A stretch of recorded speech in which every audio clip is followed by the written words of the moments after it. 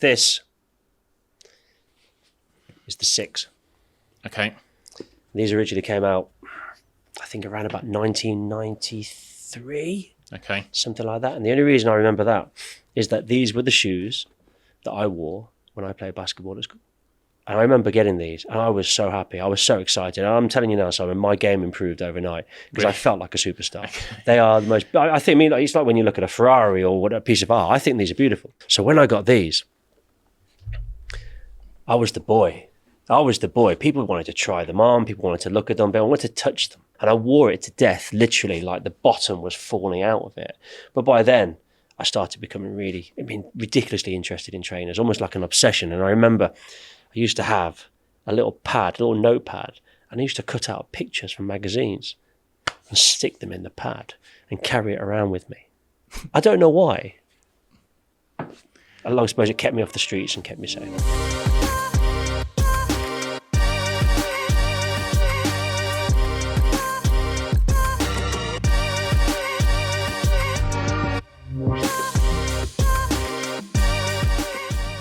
Ladies and gentlemen, welcome to Your Tagline here with me, Simon Tomlinson. In this episode, I speak to Paul Collins, who is an enthusiast about sneakers and a keen collector of limited edition urban footwear like these. He explains why the sneaker scene is so popular in the UK, how it started, and what he personally likes about buying and collecting these kind of shoes. He even brings in some of his favourites to explain why they mean so much to him. Before we get into the episode, I'd just like to mention our sponsor KitKlab, which is a digital marketing company based in Birmingham in the UK.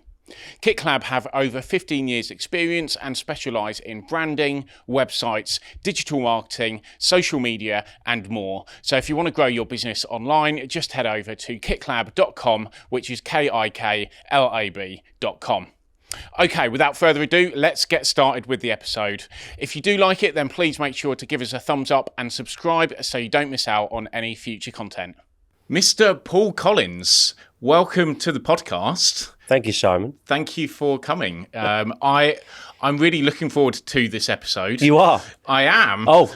Because we're talking about a topic which I'm very interested in, not as much as you are interested in it. Wow. And it's almost like you're my sneaker mentor, My Paul. Sneaker mentor? Yeah. Oh, that's lovely. No one's ever called me that before. Because it was you who got me into it in the first place. Okay. Which maybe about 5 years ago. You know what? I think it might be, Simon. It feels like last week, but it could well be 5 years ago. But I didn't really know anything about this kind of thing before I met you. So you've introduced me to it. You've educated me to it. I've tried. And now we're going to educate the world about sneakers. Okay.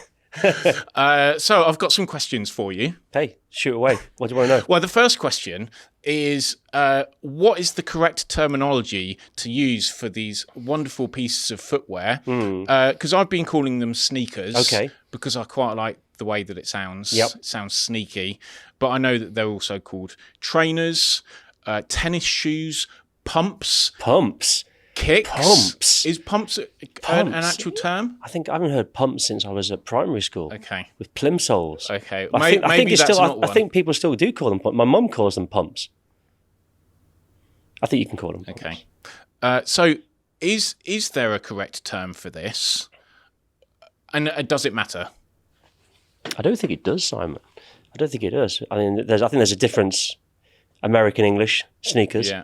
British English, trainers. I think there's a reason that we use the word trainers. I think UK trainer culture, UK sneaker culture literally comes from people wearing running shoes. Yeah. Whereas American culture is perhaps slightly different with more basketball. But I don't think it matters what you call them. I mean, you've said a few things, pumps. I haven't heard that for ages. But there's loads of other terms, things like heat, ice creams. I've heard people call their shoes ice creams. What flavour have you got this week? I'm not entirely sure. I should probably use that. But I think trainers is definitely what I grew up calling them.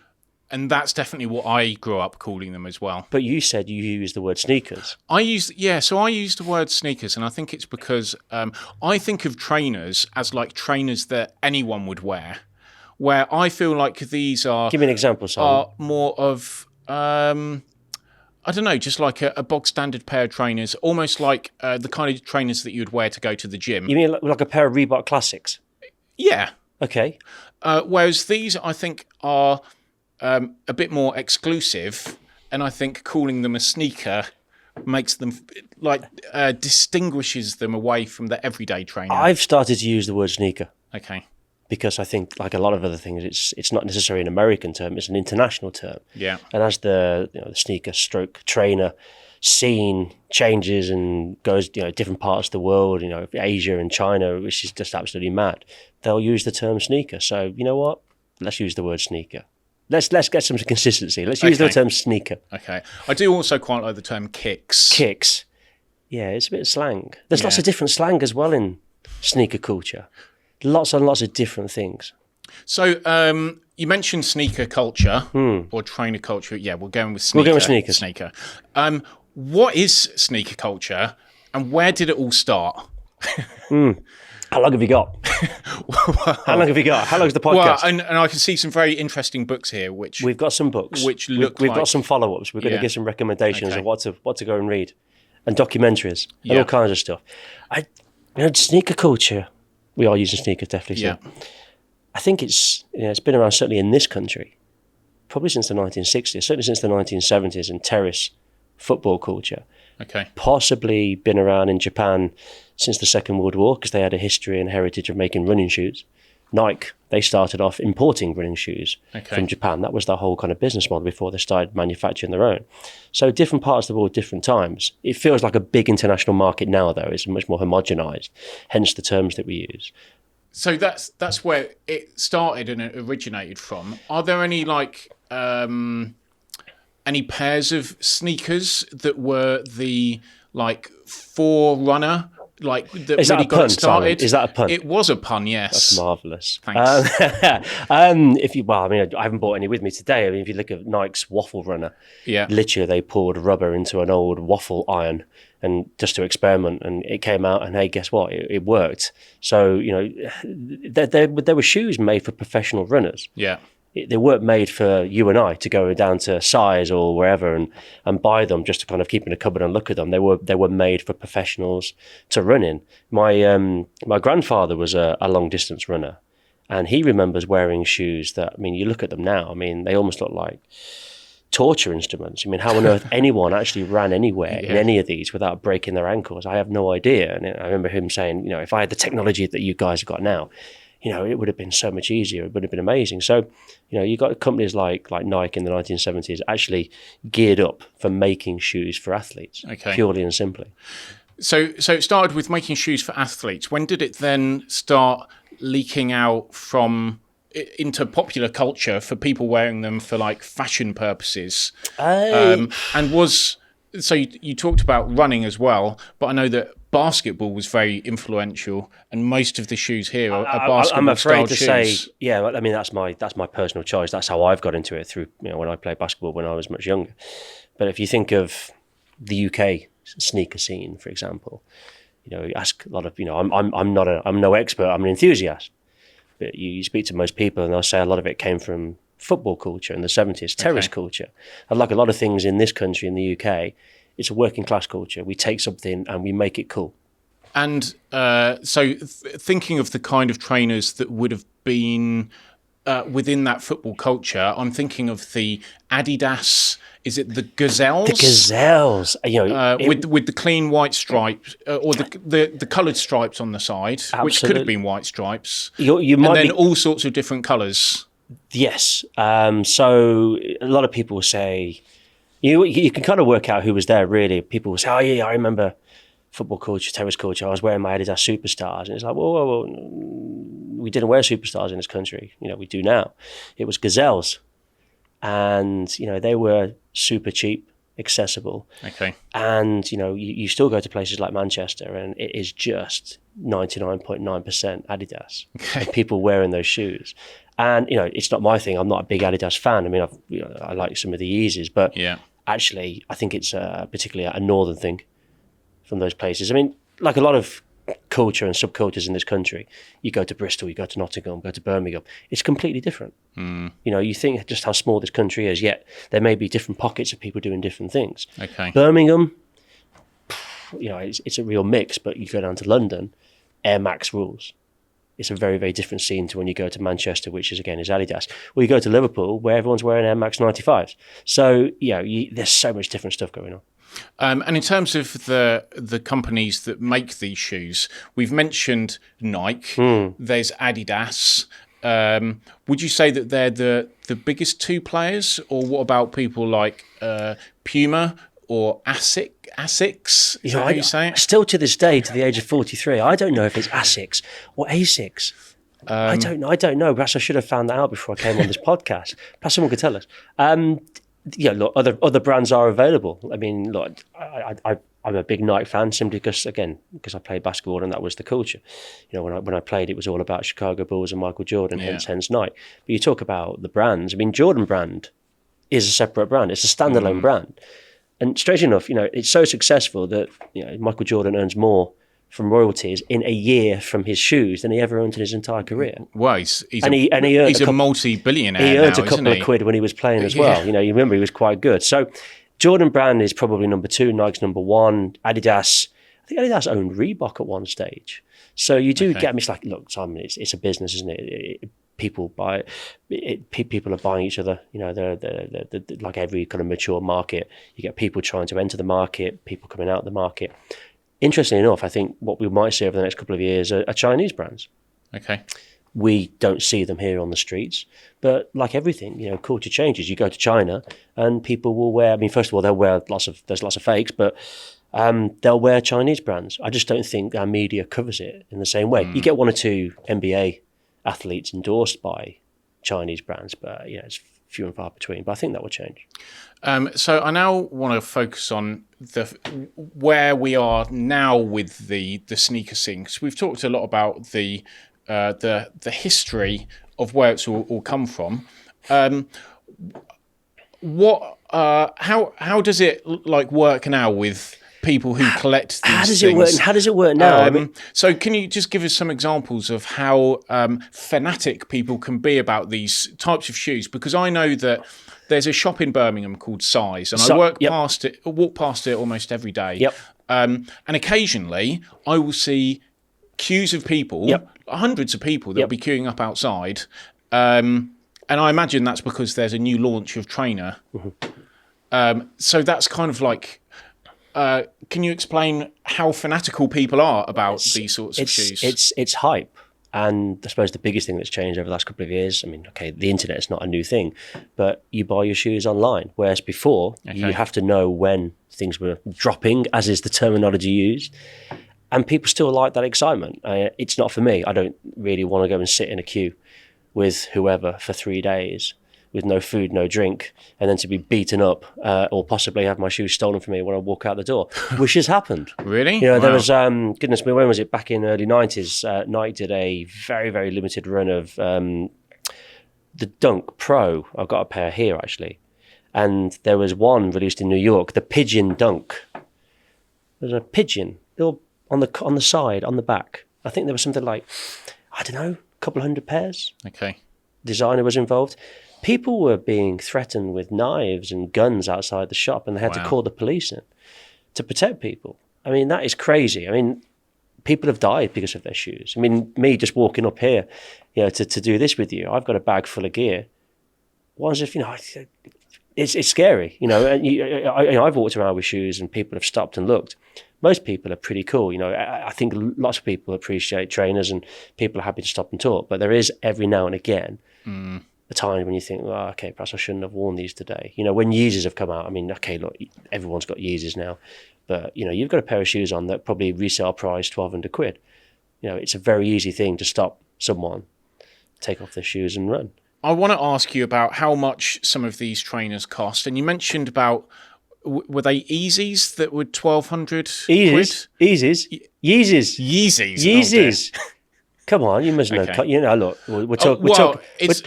Well, yeah, no, I thought they were Yeezys, not Yeezys. Not Yeezys. But I did Yeezys. when I was looking it up today. I did noticed that it's spelt with Y-E-E, but I thought it was maybe like a silent Y. It's not a particular... So this is the Yeezy. That's the shoe. Here. That's the shoe. Or one of.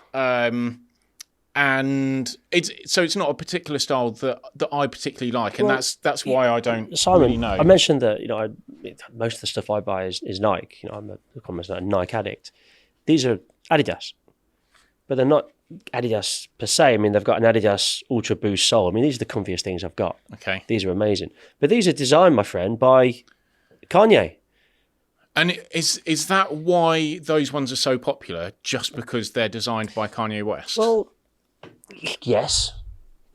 I mean, they're much more accessible now than they were, say, 10 years ago. If I was to have a dream shoe that I'd have, when Kanye designed with Nike back in the day, the Yeezys there, I mean, they're going for 12 grand. Wow. This is, and they're nowhere near the top end. You got people paying over £1 million now for shoes. Wow. I mean, it's crazy. But he moved from Nike to Adidas, and these drop every couple of weeks. There's a new pair, new colorway, different colors this, different colors that. There's a lot of people there who don't like them. There's a lot of people who will sit there and say that this is an ugly shoe. It's not something you'd want to run around in. You're not going to play basketball in, but I think it's a great shoe. I must admit, some of the colours coming through, I'm not going to buy them. Okay. But they go on sale. They're about £200, and some of these, they're on the resale market within minutes on eBay for £600-700. So they're very well sought after. I mean, look, I think like everybody else, when you endorse something and you're involved, it's a business, and the guy makes literally billions. From trainer sales alone. Yeah.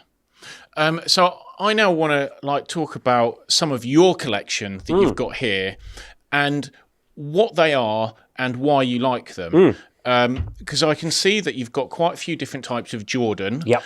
And they are my particular favourite. Okay. What's on your feet, Simon? What's on your feet? I'm wearing a pair of Air Jordan 1s. Of course you are. So they're the original shoe that came out in 1985. 85, correct. You've done your research. I remember it because it's the same year as Back to the Future. Well, look, we can talk about Back to the Future and the shoes on that as well. Yeah, I like what you've done. That was a good link. I didn't really intend good, Simon. that one. Very professional. So the Jordans that you've got here, I can see that we've got.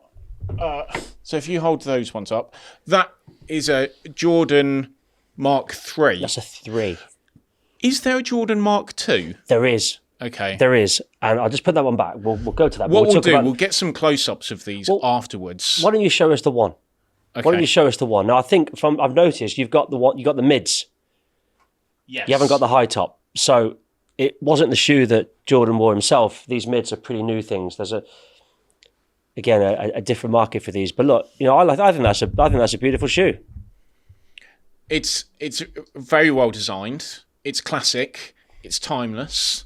It looks nice and neat and smart. It became a great skate shoe. So these are the mids. So how high would the highs Not be? about that much. Not much more. Not much at all. You get lows as well. But I love these. They're very comfortable as well. I've got a couple of pairs. Now, look, let me start with these. Okay. Right then, Simon. So this is the Air Jordan number. You can hold it up to that camera there. This is the 6. Okay. These originally came out, I think, around about 1993. Okay. Something like that. And the only reason I remember that is that these were the shoes that I wore when I played basketball at school. Nice. Going all the way back. And everyone was a football player. In my hometown, everyone was football player, football. But we had some really good facilities at our school. And there was a crowd, year or two older, who were all, for some reason, I don't know why, into basketball. And it was cool. It was like a secret club, Simon. So people would pass around VHS. Do you remember VHS?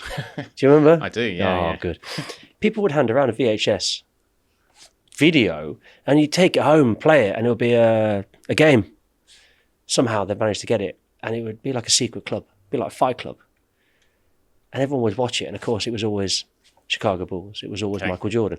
Michael Jordan, he was in his absolute pomp then. Yeah. So 92, actually there may have been 91. Anyway, so you remember the Dream Team and the American basketball team in 92, Barcelona Olympics, biggest athlete on the planet. And I got a pair of these. And the reason I got a pair of these, they're on sale. I forget what sports shop in Coventry. And my grandparents bought them for me. How much do you think they were when you bought them originally in the They're on sale. I 90s? think we got them for about £60. Okay. But they were still over £100 back in the day. And I remember getting these, and I was so happy. I was so excited. And I'm telling you now, Simon, my game improved overnight because I felt like a superstar. They are the most. I think it's like when you look at a Ferrari or what a piece of art. I think these are beautiful. They are beautiful. I'm not entirely sure how good they look on a 43-year-old man walking down the High Street, but look. But I originally started playing basketball in a pair of Dunlop shoes. You remember Dunlop shoes? I do. The stuff like that, the criticism and the piss taking I used to get for wearing them, it was horrible. So when I got these, I was the boy. People wanted to try them on, people wanted to look at them, but I wanted to touch them. And what was really interesting is that they had a little tag at the front, a little Jordan tag, just to kind of tighten the laces. And the reason that there's the Jordan kind of picture on the front is that the press would just take photos of his feet all the time. So it's just like a giant walking advert. And there's holes in the tongue. And look, it's a beautiful shoe. And that's what I wore. And I wore it to death, literally, like the bottom was falling out of it. But by then, I started becoming ridiculously interested in trainers, almost like an obsession. And I remember I used to have a little notepad, and I used to cut out pictures from magazines and stick them in the pad and carry it around with me. I don't know why. I suppose it kept me off the streets and kept me safe. Definitely. Okay, so that's the Air Jordan 6. So was that the first pair that you really had of this kind of sneaker? Yes. Okay, so that's where it all started for you. It's where it all started. Now, these aren't, of course, the originals. These are the reissues. So I bought these probably 3 years ago. Okay. And so the originals were about £60. On sale, so they were about £110, Okay. I think, at the time. And if I wanted to buy a pair of these now, how much would I pay for them if I bought them on the Nike store? Well, they wouldn't be, if they were available when they came out. I mean, these things sell out in minutes. Yeah. Anything between 160 to 180, depending on... So then, if I did want to buy a pair of these like now, I know these aren't available on the Nike store, and they're not available in most normal footwear retailers. So where would I get a pair like this, and how much would I look to be buying them the reseller market? I mean, first of all, the sneaker market globally, you get different numbers, but it could be worth anything up to $70 billion. I mean, that is a huge market. Massive. In the UK, it's over $1 billion. Then you've got the reseller market. So what does it mean? What do you mean by reseller? Well, it's buying things on eBay or perhaps a third-party auction site. It's massive.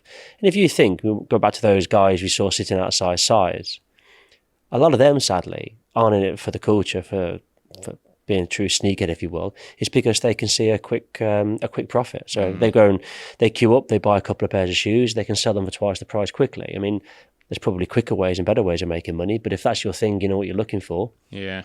I get it. Is it fair? Supply and demand with anything, I suppose. Yeah. Not what I would do. I mean, these shoes here, you could sell them, you could make some money, but I love them so much. Why would I do that? I'm never going to get those pairs again. It's going to be really difficult. So why would I do that? I like them that much. I bought a white pair. Okay, so this is the same type.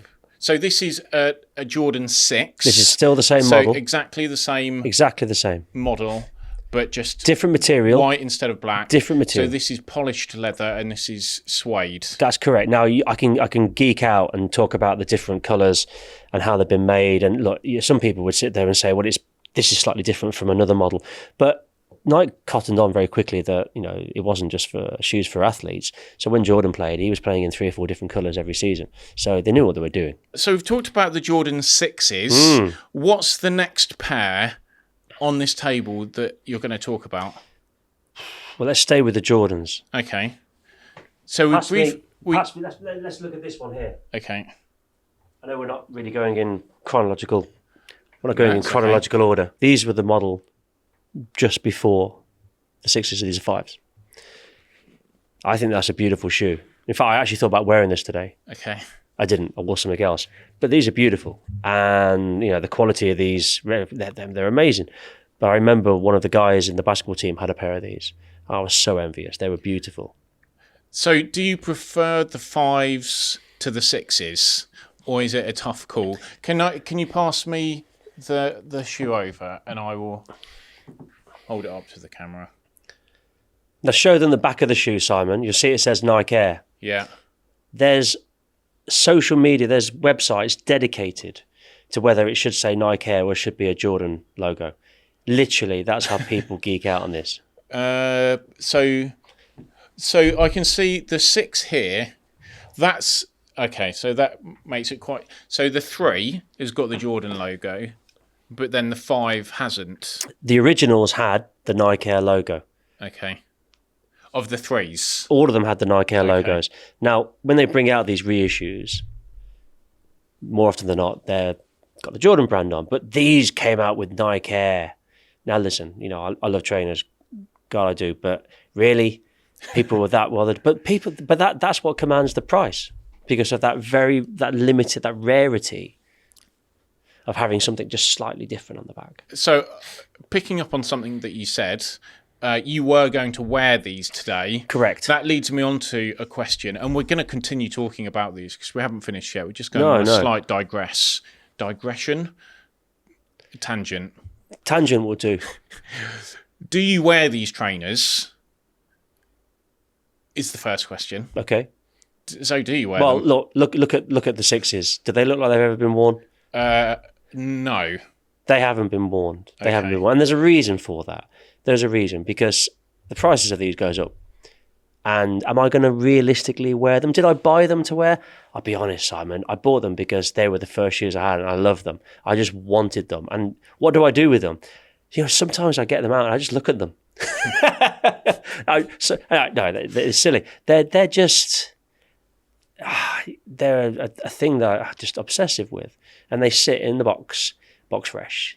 In the garage, although I am trying to get myself a room in the house dedicated purely to putting these shoes on display. So if you had them on display, would you have to be careful about light? You would. Discolouring You them? would. You'd have to put them in a Perspex box or a glass box and keep it away from light. You wouldn't want any direct light on them. In the end, it might be 20, 25 years. They're going to fall apart. You look at the original versions from the 90s, they're all falling apart now. So in a way, it's kind of bizarre. Why would you invest all this time and money in something that's just going to break or go?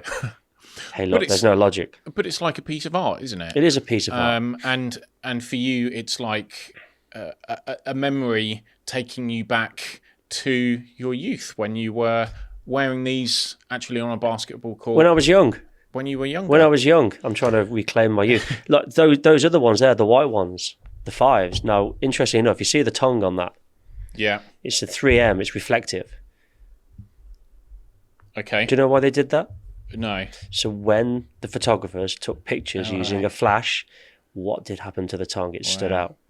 They're not daft. They are clever. Okay, so let's finish off the Jordans then with this one, which this is a 9. Is that correct? This is the 11, Simon. Oh, 11. It is the 11. Slightly different. So these look much more modern compared to... yeah, these are still 25 years old, remember? The design. I mean, so these came out when? Oh, goodness, you're so lucky. You see the number 45. Why does it have 45 on it? That's a different number. He retired and came back with number 45. Team. He retired to play baseball. Oh, of course. So he didn't have 23 when he came back after that break? 45 was later in his career. Simon, you know what? I can't remember. But what I was going to say is that all those shoes you have there are all designed by the same guy at Nike. Okay, and who's that? Tinker Hatfield. Okay. Yeah, the guy was an architect. And he had such a run, designing all the way up to probably the Jordan 13 or 14. Each and every one's an absolute classic. Was Michael Jordan involved in the process of designing them? He was, and look, there's a story to every single one here, but the one you've just picked up, the 11, you'll notice there's a very, very shiny kind of PVC part to it. So the story is that he wanted a shoe that you could wear with a tux. Okay. I'm not entirely sure I would wear that with a tux. I mean, you can have different colours. I've got another little one here that on my son's shoes. Yeah. Is this an 11 as well? It's the same one. Yeah. It's the same one. So again, different colourway. I don't think I'd wear it with a tux. But I think a trainer that does look very good with a suit or with a tuxedo would be an Air Force One. God bless the Air Force One, Simon. God bless it. Completely white. Oh, fresh. Completely. Do you know what they would? fresh. Do you know what they would call that? What? Crispy. Okay. So we haven't got any Air Force Ones on here, but I can see that you're wearing a pair of Air Force Ones. It's almost like we planned this. And I do particularly like this because it's a very classic-looking sneaker. They don't smell. They're pretty clean. You can kind of wear it with anything because you could wear this with a tracksuit. You could wear it with jeans. You could wear it with a suit. Yep. If you look on the street next time you go out, Birmingham, anywhere, people have got shoes on and they love them that much. They are absolutely battered. But originally it's a basketball shoe. It was designed as a basketball shoe. This I bit didn't here. know that. Oh, because that's almost it's like the same point. design as my Jordans, basically. Pretty much. And I think it's Bruce Kilger who was the designer for this. There's actually different air bubble, and Nike has changed over the years, but you can't see it at all. So people would kind of get a knife and go into it and have a look and see what's going on. But these are proper shoes. I mean, people still wear these to play basketball. Yeah, but they're lows. They are lows. So they don't have the ankle support. Hey, listen, that's another podcast, the difference between high tops and low tops in basketball. We've got a whole podcast of content for that. Well, let's move on to some of the more modern designs. So in particular, I know that these two here, they're quite new for you, aren't they? So which one do you want to start with? Is that the Dunk or the Blazer? It is partly a night blazer. This is made in conjunction with a Japanese brand, and I never get the pronunciation right. Okay. So Chai. People will tell me if I get that wrong. But I was lucky enough to get these. So how do I buy sneakers now? There's different apps, and there's a Nike app called the Nike Sneakers app. And they must release 4, 5, 6 different shoes every week. Different colorways, different versions. But actually this came out, and I got these whilst I was on holiday, and I was in Italy. I was in Verona. And my wife was saying to me, "What are you doing on your phone? What are you doing?" I was like, no, I'm entering the drawer, because that's how these things are done. Okay. And I don't know if I just got luck or the algorithms blessed me that day, but I got these. I paid 140, 150. On eBay straight away, they were 700 quid. Wow. And do you wear those? I do wear them. Okay. These have been to many a disco, my friend. I mean, they're a very cool trainer because it's like it's a classic design, and then they've made it look almost like futuristic with the way that it's put together and the way that it's designed. They go with everything. They're great. They're an absolute nightmare to put on. Sometimes I have to have people to help me. Well, it's got 2 different pairs of laces, hasn't it? Yep. With 2 different colours. They are a very, very cool trainer. What else have we got? So I'd like to talk about this one here. So that looks a bit like an Air Force One, but I don't think it is. What is that? It's the Nike Dunk. Okay. Not a shoe that I've ever bought before, but this particular shoe it's my latest purchase. I got this only last week. These are designed or made in conjunction with Off-White. So they're well sought after. You can see that there's a plastic tag on there, which I'm still not entirely sure whether you should wear it. I mean, if you wear it, it just looks a bit, Because I have seen people... Have you? Walking around with a tag on. They probably just want everyone to see what they've got. I don't see it often. You won't see them often. But I have seen 1 or 2 people wearing it with the tag. It's a bit like with the baseball caps where you get the It is a bit weird, isn't it? silver sticker. It's a strange thing. I think, look, the original Off-White Nikes, the 10, were so limited and so rare. These things go for thousands, if not tens of thousands of pounds, and some of them are beautifully made. But these came out only a couple of weeks ago, and believe it or not, I'm looking at the app, and all of a sudden, ping this message: "Here's your chance to buy." Now, whether or not it's because I've bought that many, the gods at Nike and gone, let's bless Paul Collins, let's give him a go at this, or they just made that many. They just selected you randomly. I don't know, but I took the opportunity to do it. Again, resell. You can make a couple £100. I quite like them. I'm not entirely sure I'd wear the tag though, Simon. What do you think? I personally wouldn't wear the tag. Okay. Would you keep the tag or would you throw the tag away? Well, if you were creating some kind of display in your house with perspex boxes, a shrine, a shrine, I think I'd probably keep the tag. You keep the tag. Now, if I was to wear them, and I haven't worn them yet, put them on, walk around the house, you'd be fine. If I wore them outside, resale value would just drop like a stone. Okay. They've got to be absolute fresh to be able to sell. I like them. They are cool. They're interesting. Right. What have we not talked about? Another one. So now we're going back in time so these are a Nike Air Max. They're part of the Nike Air Max family. Now, these are the Nike Air Max 95s. Okay. Or the 97s. The 97s. I'm wrong. The 97s. So this is where it's got the air bubble, which is exposed almost all the way round. So apart from the very front. They are super comfy. I mean, these trainers, when they were released, certain trainers do well in certain markets. So the Huaraches, which I haven't got a pair, they're big here. In the States, they just don't sell. I don't know what they are. The 95s were so big in places like Liverpool, for example. You can't move with them. But then you get other shoes. They did wonderfully well in Italy. I mean, it's amazing. Different parts of the world, different places. They latch on to different shoes. And we've got one more pair of trainers. So let's go through the whole lot. Which are these interesting looking ones? These are kind of everyday wear. These are really interesting. These are Nike kind of Reacts, and you can see that the material is see-through.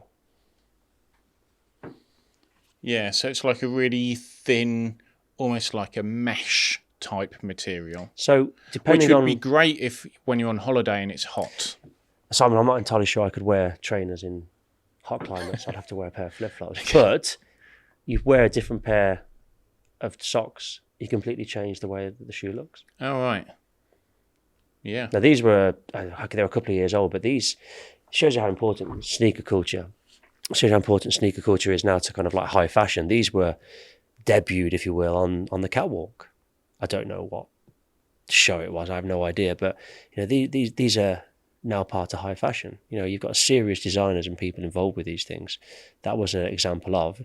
Are they rare? Not really that rare. You don't find them in the shops, I have to admit. But they're super comfy. They're great. Actually, those shoes are probably the ones people stop me more than anything else.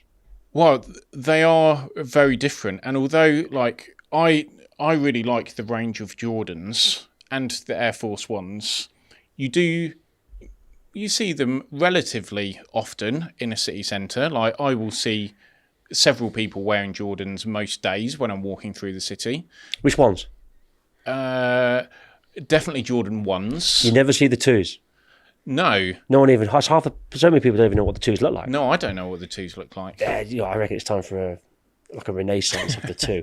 They weren't appreciated at the time, and the story goes that Jordan himself was so disappointed with them. I mean, they're high quality. They were made with like super Italian leather. They were more expensive. But he was so disappointed in them, he was looking to leave. He was a big Adidas fan when he was younger. Okay. So he was looking for a reason. So it was only the design of the 3 that kept him in there. Right. The 3 is radically different. Okay. And yeah, the 3 is my personal favourite in terms of the design. It's the first one that had the the air bubble that was visible. Yep. Or was that on the 2 as well? The 2 didn't have it. The 1 didn't have it. But I think it's just a very classic design. I think one of the reasons why I see more Air Jordan 1s in town is because they're more easy to buy. Like, I know that size will have a couple of different colours of Jordan 1s. These are a bit more difficult to come by. Yep. So you see less of these. The 4s are probably even less easy to come by, so there's less of them. And then the 6s and the 5s. You don't see them. I mean, we're not blessed with, size do a decent job, but we're not blessed with the shops that say the guys in London have. Yeah. I mean, the shirt I've got on is a Foot Patrol shirt, Foot Patrol in Soho. Although it's owned by JD Sports, it still has those limited edition trainers. But this is the whole market now. It's scarcity, it's limited edition. Yeah. So if you drive that demand, it goes to the resale market. But yeah, we're not serviced well in this part of the world with stuff. Well, and I went to America a couple of years ago. You did? And when I was there, every city that I went to, I was checking out the local sneaker stores, which were phenomenal. They are huge shrine complexes. San Francisco I went to as well, and Toronto when I was to there. The Jordan store. To the Jordan store, and that was like almost whenever I got to a new city, right, where's the sneaker stores? Let's go and check them out. That's what I do, and my wife hates it. I hate it. I mean, did you go to Flight Club? Yes, in New York. I did. And I've been to Flight Club, and chances are you probably see a celebrity, a famous name. There's always people. There's a basketball ring at the end, and everything's wrapped up in cellophane. Yeah. Do you know why that is? I found it a little bit strange that they were, but no, I assume it's so that when people are touching them, they don't. True, but also they don't. Them places used to have 2 pairs out. Okay. Can you imagine? And going back to what we were discussing about terrace culture, football culture. Football fans would go into Europe for away days and they'd steal shoes from shops and bring them back. Okay. Some of them would pay for them legitimately because people would put a proper pair out and they'd bring it back and go, look at these. And again, that goes back to that whole kind of like culture thing. But tell me more about Flight Club, Simon. Well, I remember there was one particular pair of trainers that stood out for me, which was the Back to the Future. In the glass case, right in the middle. Trainers. Yeah. And I think it did have a price tag on it, which was definitely several thousands of pounds. It might be even more than that. It's strange you should say that. So they're the mags. They were designed by Nike for Back to the Future 2.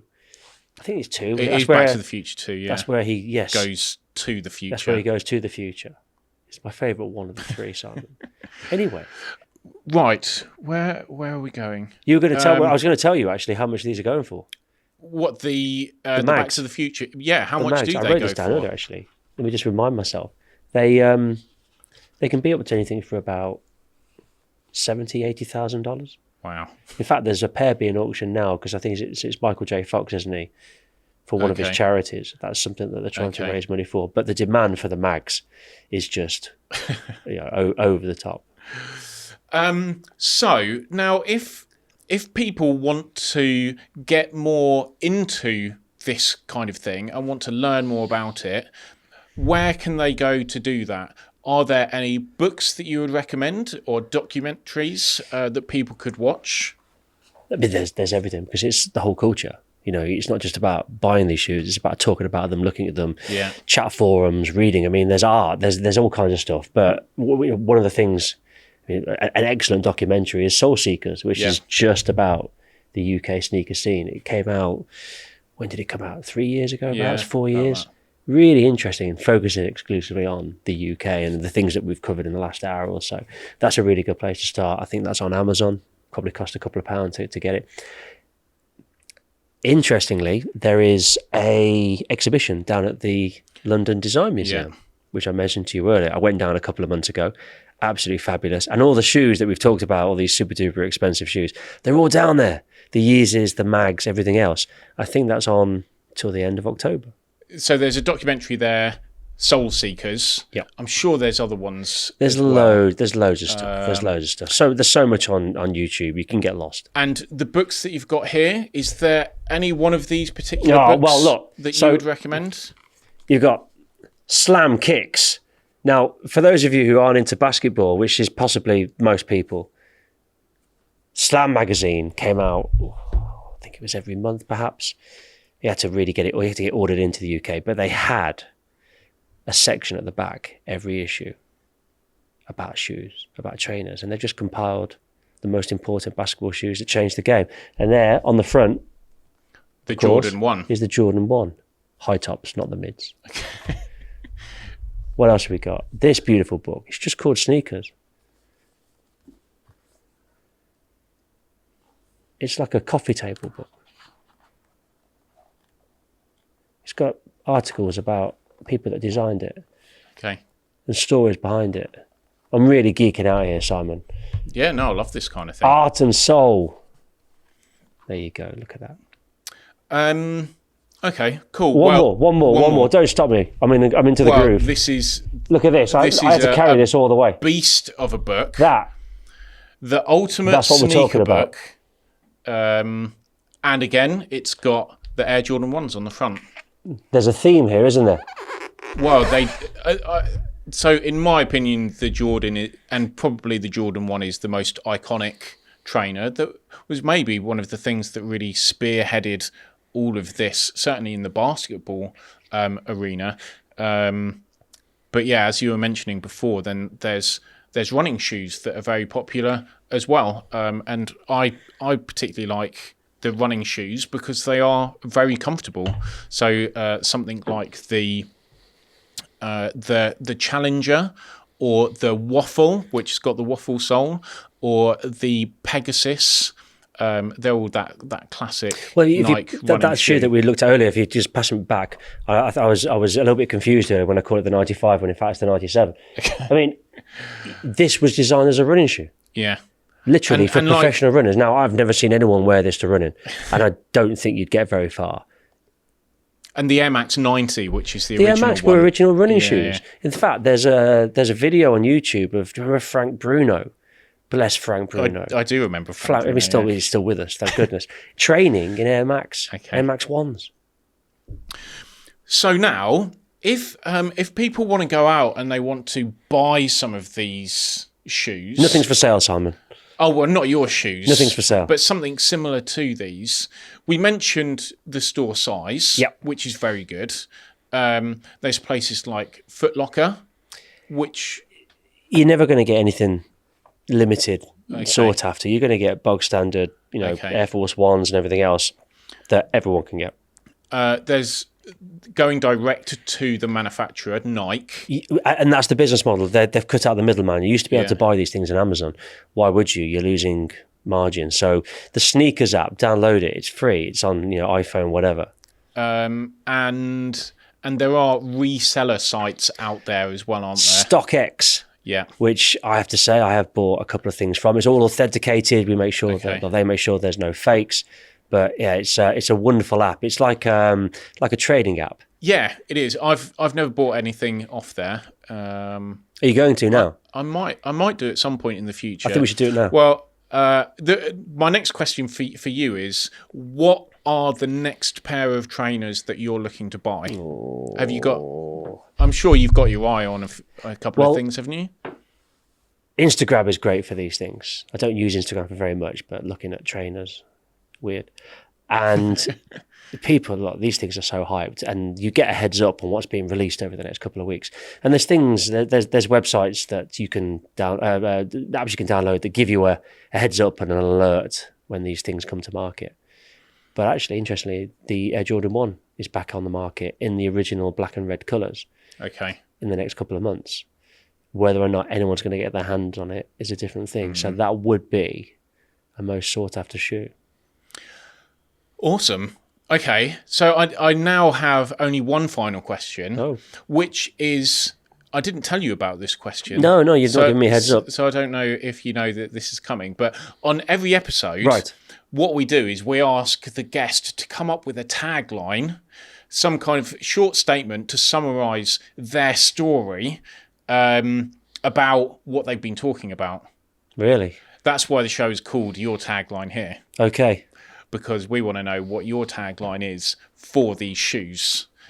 Now, I've realised I haven't prepared you for that. Well, that's okay. What would your tagline be for these shoes? I love these shoes as much as my mother. Nice. Fact. I've got nothing to add. But if that's the case, I'm sure that your mother is very well loved. She is. Because I know how much you love these shoes. As it happens, she thinks this is pretty weird. She thinks this is very, very strange. But hey. So that brings us to the end of this episode. But I would just like to say thank you so much for coming down and bringing this fantastic array of footwear and talking about them so passionately. It's been really good fun. So thank you. Cool. No problem, mate. I hope you enjoyed that episode with Paul. We'll see you with another episode next week. And to make sure that you don't miss out on all future content, just make sure that you subscribe to the channel. Thanks for watching, and I'll see you next time.